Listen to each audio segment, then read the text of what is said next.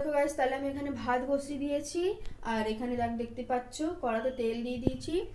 তো আমার মাম্মামের সবজি কাটা হয়ে গেছে আর মধ্যে চাল দিয়ে দেখো জল দিয়ে ডুবিয়ে রেখেছি আর এখানে উচ্ছে আলু কেটে রেখেছি। তো দেখো এখানে আমি পেঁয়াজটা দিয়ে দিচ্ছি।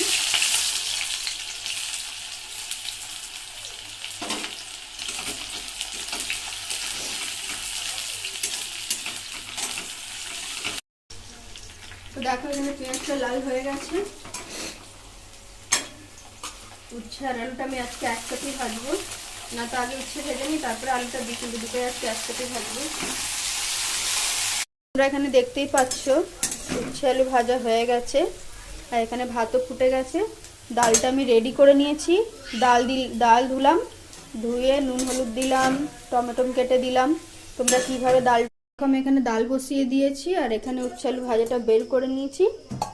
তো চলো মাম্মামকে যতক্ষণ ডাল হবে মাম্মামকে তাহলে রেডি করে নিই, তেল মাখিয়ে নিই। তো মাম্মামকে চলো তেলটা মাখিয়ে নিই।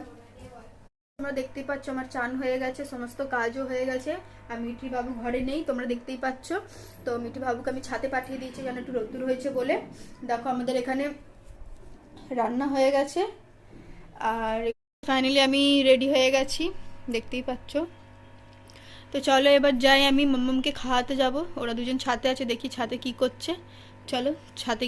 দেখতে পাচ্ছ মাম্মাম এখানে খেলছে। আমি সব জামা কাপড় মেলে দিয়েছি, মেলে আর মাম্মা এই শুকনো জামা কাপড়গুলো তুলে নিলাম আর মাদুর পেতে বসে আছে ওকে খাওয়াবো বলে। দেখো কিরকম বালতিতে ঢুকে ঢুকে খেলছে। মানে মিঠি দাঁড়িয়ে আছে। কেমনি করে বসে আছো? এমনি করে। এমনি করে? হ্যাঁ। কি হয়েছে? আমার কিছু হয়নি। তোমার কিছু হয়নি? না। তো এমনি করে বসে আছো কেন? তুই তো কিছু হয়নি, আমাকে ওইটাই করবি।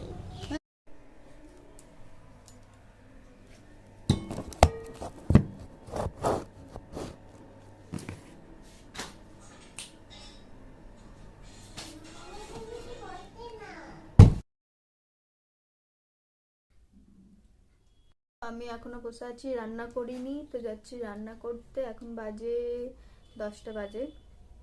রান্না করতে ইচ্ছে করছে না, প্রচুর ঠান্ডা লাগছে। তো যাই এবার রান্না করি, গরম গরম খাবো ঠান্ডাকাল। তো তোমরা দেখতেই পাচ্ছ আমার সব কাজ হয়ে গেছে, রান্নাও হয়ে গেছে। এখন বাজে 11:30। তো দেখো তোমরা, এখানে আমি চাদর চেঞ্জ করলাম, তারপরে বালিশের কভার চেঞ্জ করলাম আর এখানে আমি